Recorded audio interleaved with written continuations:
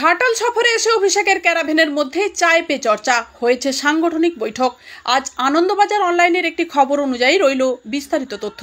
ধীরে ধীরে পুরোদস্তুর কর্পোরেট হয়ে উঠছে তৃণমূল। সৌজন্যে দলের সর্বভারতীয় সাধারণ সম্পাদক অভিষেক বন্দ্যোপাধ্যায় রবিবার ঘাটালে রোড শো ছিল তাঁর। তৃণমূল সূত্রের খবর, সেই রোড শো মিটতেই ক্যারাভেনেই অভিষেকের প্রচার গাড়ি দলীয় নেতাদের সঙ্গে বৈঠকে বসেছিলেন অভিষেক।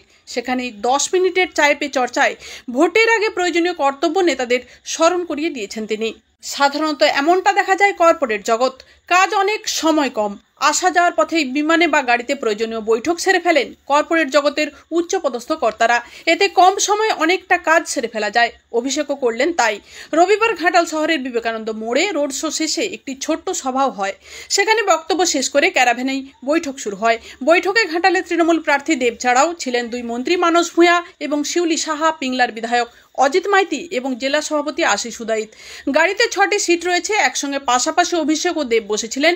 উল্টো দিকে মন্ত্রী মানস ভূঁইয়া, শিউলি সাহা, অজিত মাইতি এবং আশিস উদাইত। বৈঠক শুরুর সঙ্গে সঙ্গে এসেছিল চা। কাগজের কাপে চা খেতে খেতেই চলে বৈঠক। মিনিট দশকের ওই বৈঠকে দলীয় নেতৃত্বদের তাদের দায়িত্বের কথা মনে করিয়ে দেন অভিষেক। নির্বাচিত প্রধান জনপ্রতিনিধি থেকে দলের বুথ সভাপতি, অঞ্চল সভাপতি, ব্লক সভাপতি, জেলা কর্মকর্তাদের আরও তৎপর হওয়ার নির্দেশ দেন। দায়িত্বপ্রাপ্ত পদাধিকারীদের দায়িত্ব নিয়ে প্রত্যেকের বাড়ি বাড়ি পৌঁছানোর নিদান দেন। দলীয় প্রার্থীর জয়ের ব্যবধান বাড়ানোর জন্য দায়িত্ব নিয়ে কাজ করার নির্দেশ দেন। সরকারি প্রকল্পগুলি নিয়ে আরও প্রচারে জোর দেন। আবাসের উপভোক্তাদের পাশে থাকার বিষয়েও বৈঠকে আলোচনা হয়েছে। জয়ের ব্যবধান কমলেই সংশ্লিষ্ট নেতৃত্বকেই তার জবাবদিহি করার কথাও মনে করিয়ে দেন অভিষেক। দ্বন্দ্ব ভুলে একসঙ্গে কাজ করার নির্দেশ দিয়েছেন ওই বৈঠকে। মন্ত্রী মানস ভূঁইয়া বলেন, মাস্টার প্ল্যান নিয়ে এত যুগের অপেক্ষার অবসান হতে চলেছে অভিষেক বন্দ্যোপাধ্যায়ের হাত ধরেই। এর চেয়ে আনন্দের কিছু হতে পারে না।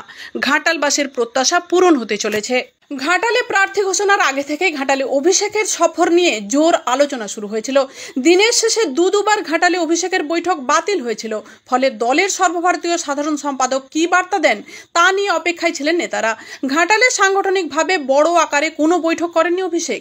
আপাতত সারলেন ছোট্ট ক্যারাভেন বৈঠক। সেই বৈঠকেই তিনি বুঝিয়ে দিয়েছেন আগামী দিনে হয়তো নতুন কিছু আসতে চলেছে দলে। নয়া সংস্কৃতির সঙ্গে যে পুরনোর বিবাদ নেই, অভিষেকের রবিবাসরীয় প্রচারে স্পষ্ট হয়েছে তাও। মমতা বন্দ্যোপাধ্যায়ের মতোই তাকে খেয়াল রাখতে দেখা গিয়েছে কর্মীদের। পথ ছেড়ে দেওয়ার নির্দেশ দিয়েছেন অ্যাম্বুলেন্সকে। কর্মীদের হুড়োহুড়িতে যাতে গাছ ভেঙে না পড়ে খেয়াল রেখেছেন তাও।